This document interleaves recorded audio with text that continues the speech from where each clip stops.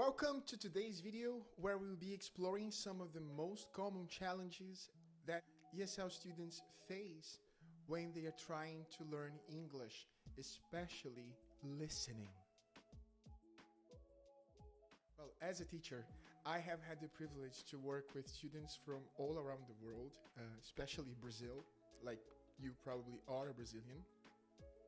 And I have had the opportunity to watch firsthand the struggles and difficulties that students like you have when they're trying to listen to audio.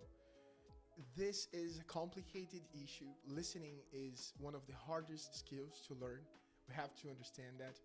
But in this video, we will look at the 7 most common challenges that ESL students have when they are trying to listen. Where did I get these 7 topics from? Well, from students like you. All these students, over the 500 students that I've had, have told me about their struggles, and I've compounded all of those into 7. Then I went and I did my research, and I found hard data that actually validates why are those really the most important challenges that you should be considering if you're trying to become a better listener, if you're trying to listen as well as you can read English. You'll be able to have a better understanding of the challenges that you have with your listening development. This is also the beginning of our ESL listening course. If you're watching this video, probably you are enrolled in this course.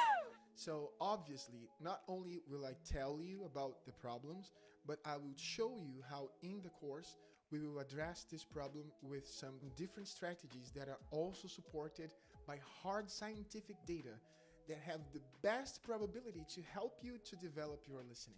So stick to it because I'm very excited about this course, okay? Speakers speak too fast. They speak too fast, teacher. Oh my gosh, why did they speak so fast?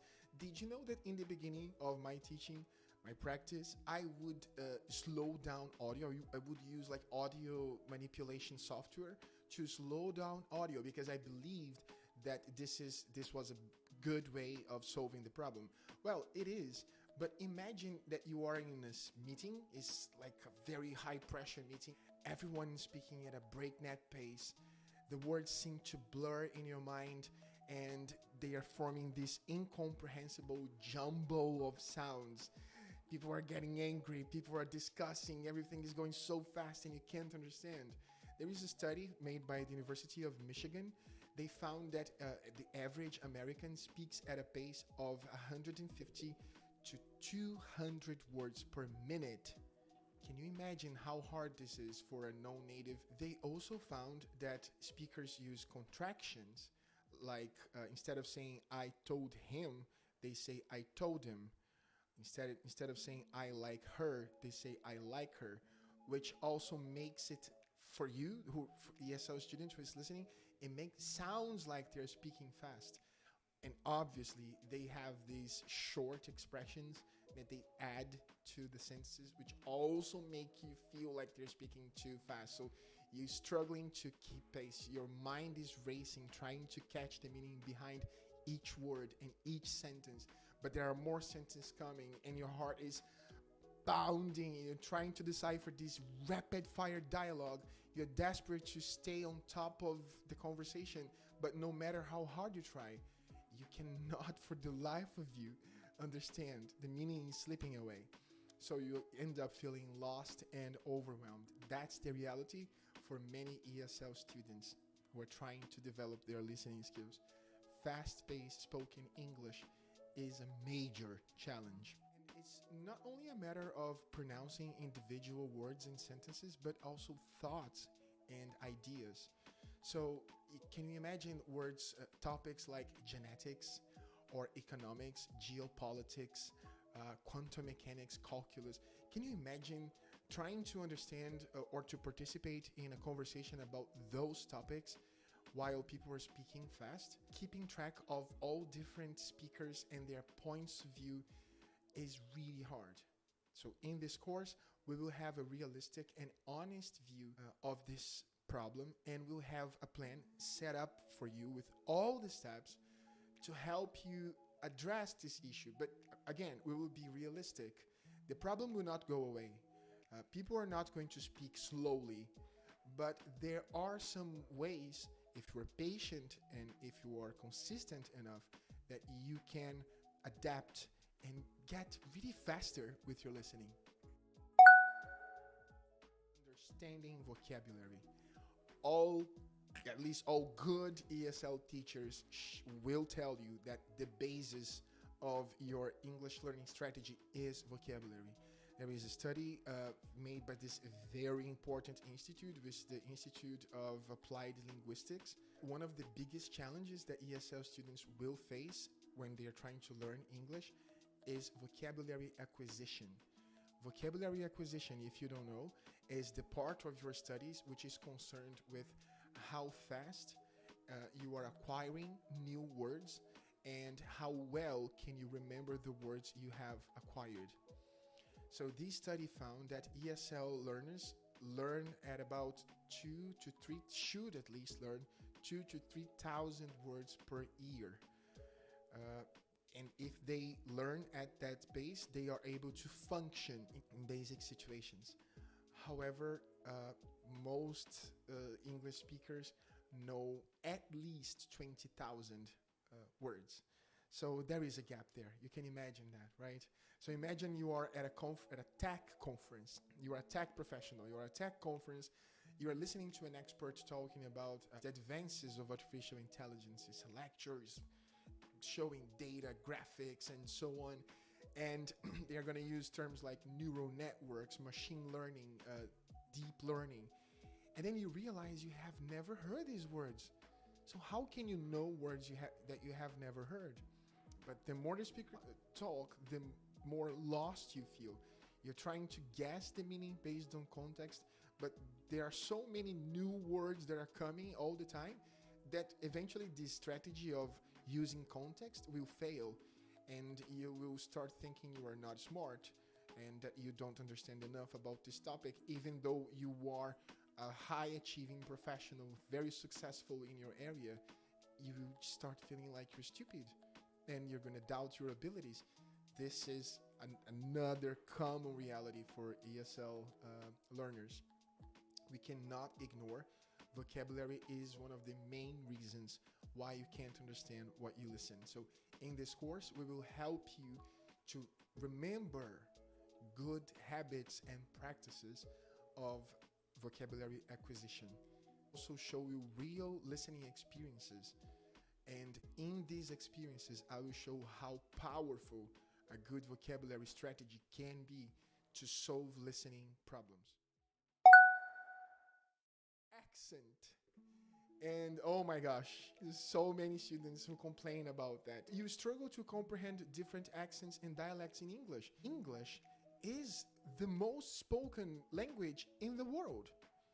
So can you imagine how many different nations, cultures, and peoples speak English as their official or second language?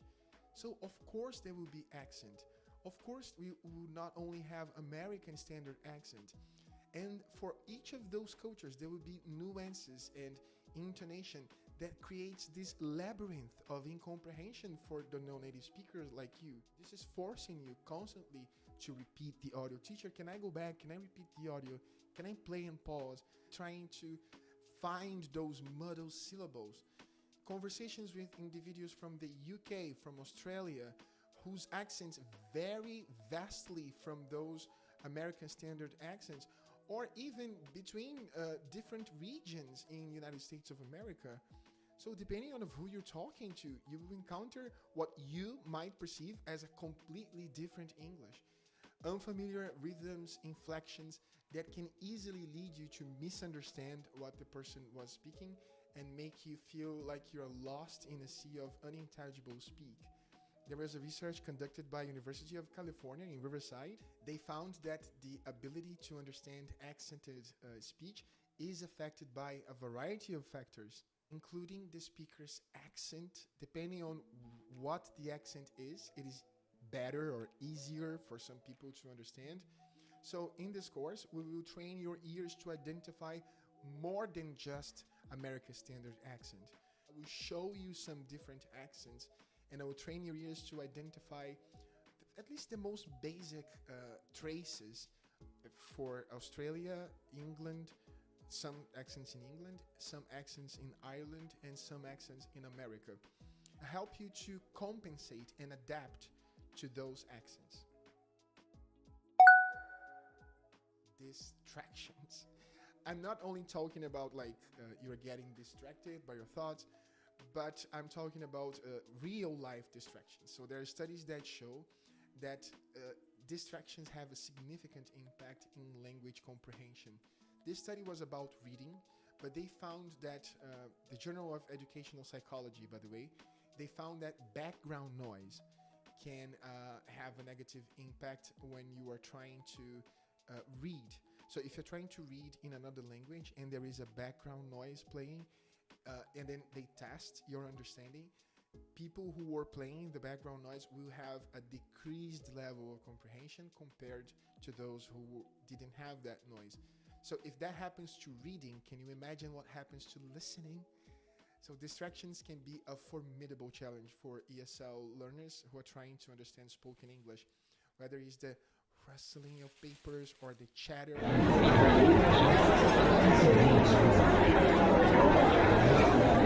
Listening.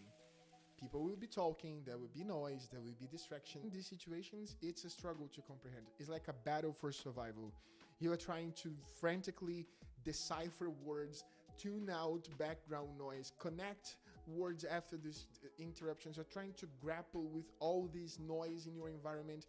So if you compound all of that, sentences will get longer and more convoluted as the speaker goes. So you didn't understand the first part. There was an interruption.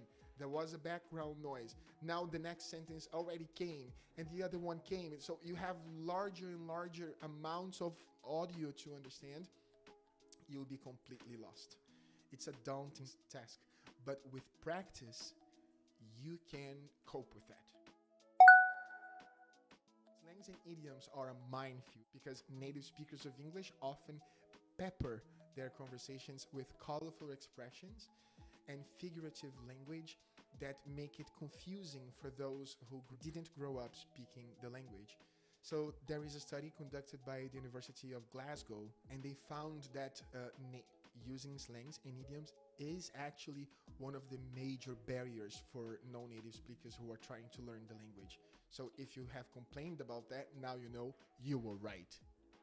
These expressions often involve culturally specific facts. Sometimes like I'm watching a video, for example, and I think, oh my gosh, for my students to understand that, they would have to be born in America, or they would have had to have lived the 90s in America. So there are some slangs, some idioms that came up of a TV show or of a meme or from, I don't know, from so many different cultural things. And if you are not living there, it's really hard for you to understand what it means. So it's not only vocabulary, but it's also understanding their culture. Slangs are also a problem. So can you imagine, like, the word lit is the past of light. So you light a lighter, você acende isqueiro, you light a fire, acende uma fogueira. But can you imagine that the word lit is used nowadays in like comment sections on Instagram? So you post a photo on Instagram and someone writes, "Oh, that's lit. That's savage." Savage means selvagem. That's savage? What the hell does that mean? Or let the cat out of the bag. Deixar o gato sair da bolsa. What is this, right? And more importantly, if you say let the cat out of the bag, probably you are older. And if you say lit or savage, probably you're younger. So all of these information you don't have because you live in Brazil. And when native speakers discuss topics like history, politics, pop culture, they often assume that you know the facts of their culture, that you understand these slangs. So they're not going to explain all of them to you in the audio or in real life. So if you don't have the necessary context and the details, you will feel lost again. To overcome this challenge, you can, first of all, be patient with yourself. There are over 5,000 slangs in English right now, and more hundreds and hundreds are added every year. We will find some podcasts, some TV shows. We will draw from, this is the best part, the most fun part, because we will look at memes. What are Americans watching on the news or on TV? What are their memes right now? What is cool to say? What is not cool to say anymore? So in this light and fun way of talking about slangs and idioms, we will actually try to address this problem. Give you guys some background knowledge of their culture. Advanced grammar structure. If you don't understand an advanced grammar structure, like the present perfect or the past perfect, the inversion order in the passive voice, you will probably not understand what you're listening. So there is this study that was made, the Journal of Language and Identity. So they gathered these immigrants and they showed some sentences in audio for them in two ways. So the active voice, so for example, she performed the surgery. Ela fez a cirurgia. Like she's the doctor, right? And the second sentence was, the surgery was performed by her. A cirurgia foi feita por ela. So it's a simple inversion from active to passive voice. People have more difficulties understanding the inverted version of that sentence because it's more rare. It's not so common. So one thing about these advanced grammar structures is that they are not so common. So probably you haven't heard these structures so many times to get accustomed to them. So that's why in this course, I will also give you some catchy, tricky sentences to listen to and adapt your ears to compensate for the fact that they are not so common. So they are not so common in language. Okay, so I'll give you more of them to adapt your ears and make you ready for when they come, you have already some familiarity with them. These are the 7 most common issues ESL students have when they're trying to listen. And these are exactly the 7 topics we will be discussing in our course. In the next video, I will show you our first class, what will be the structure of our first class, and give you an overview of our material, our exercises, and our strategy for that class, okay? Thank you so much for watching this video, and I'll see you in the next one.